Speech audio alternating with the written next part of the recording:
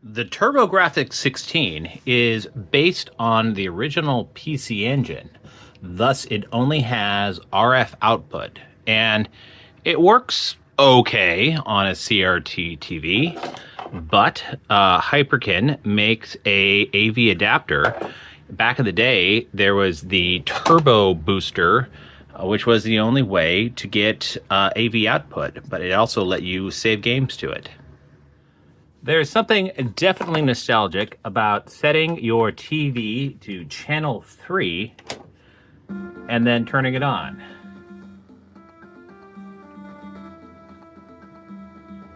So this is the TurboGrafx via RF and looks pretty darn good.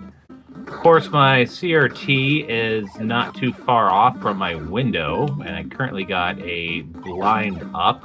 As the previous owner of my condo had these not quite light blocking curtains. We have a little bit of noise, but nice reds, and could be brighter though. That was Bonk's Adventure. China Warrior.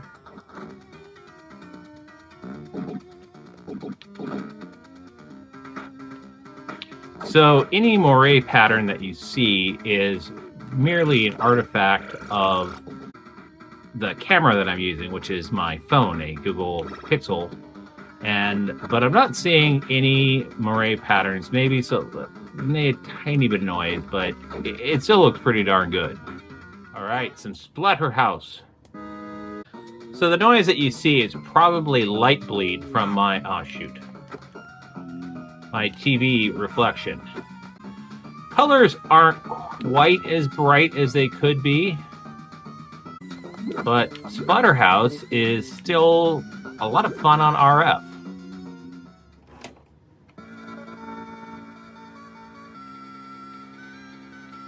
And finally, some Keith Courage in Alpha Zones. You know, again, this is how NEC designed the original PC Engine.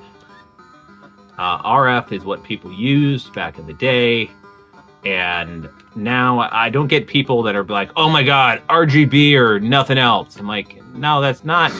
Like, the Sega Genesis came with an RF adapter.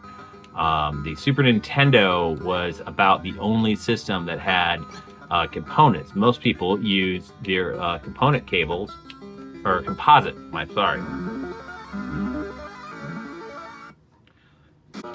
So let's switch over.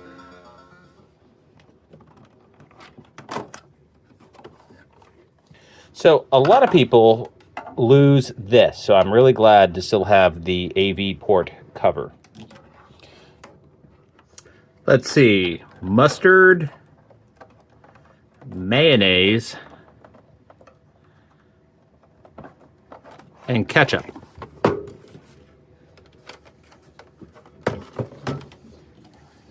You can't use the TurboGrafx cover, can't be applied, but that is a sacrifice for video quality.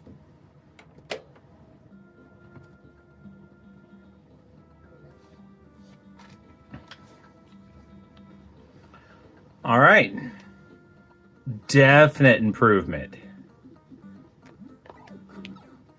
The colors look pretty good.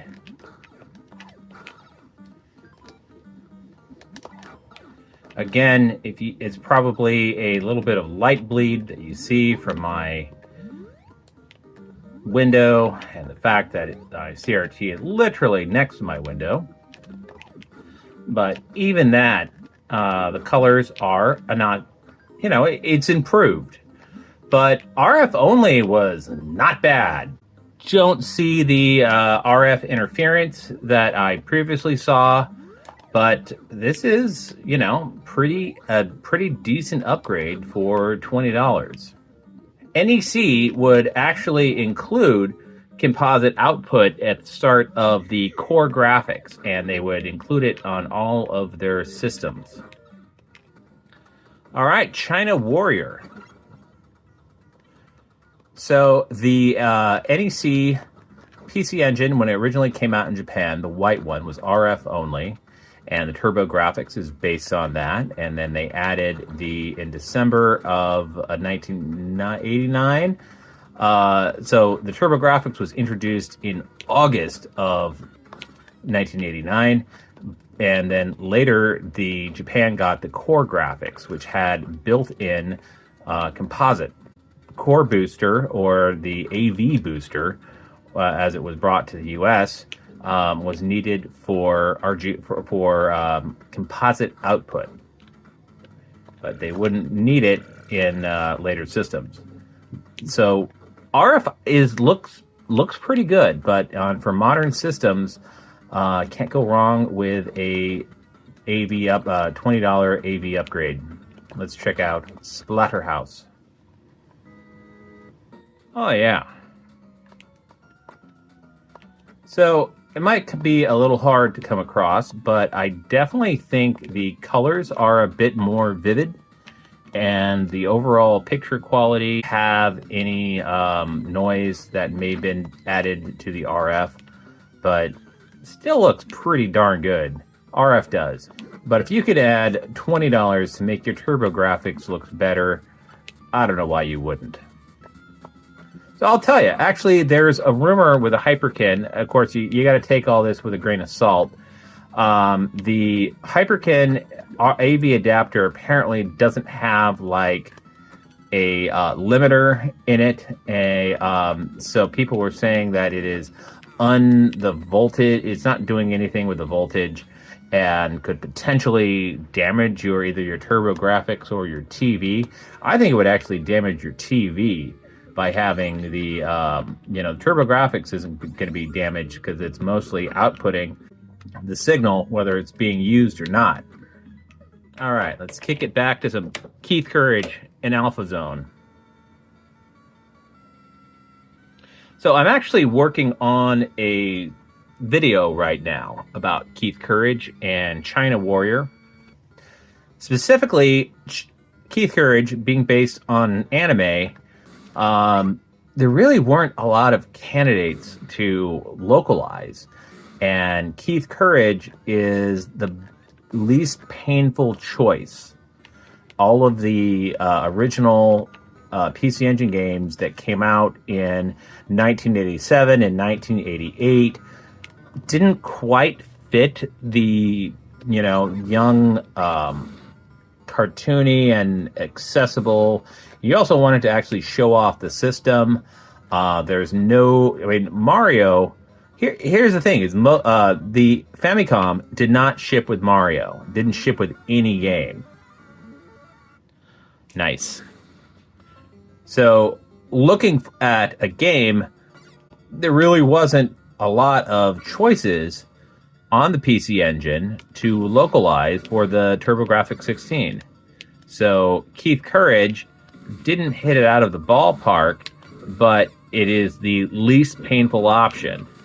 But NEC, once Bonk came out, Bonk as a mascot, or PC Genjin, sort of a no-brainer. But for here, again, for composite video, looks pretty darn good. So here's actually a great way of seeing it. So you sort of see me and my reflection and then the light noise, but you're not seeing any RF noise. So, yay. So I'm glad, because apparently Amazon is sold out of the Hyperkin adapter, and I had to call around my local game stores, and Total didn't have it, and Hawthorne Game Exchange didn't, and so I actually drove up to Double Jump Games, and I crossed state lines to get my Hyperkin AV adapter. Do you need to get an AV adapter? Not really, but if you're already going to be eclectic with a TurboGrafx-16, you might as well. Do I believe the internet conspiracy that the AV adapter is dangerous to your system or your television? No, I don't. But for the, if you're going to play it on a CRT, that's about the way to go. Hyperkin makes I've heard that they make a pretty good HDMI cable. I, of course, have my Super System 3 on my PC Engine, so I'm doing that for HDMI. You know, if you're going to play on a CRT TV, might as well do it right. This is 8-Bit Joystick. Stay awesome. Play retro.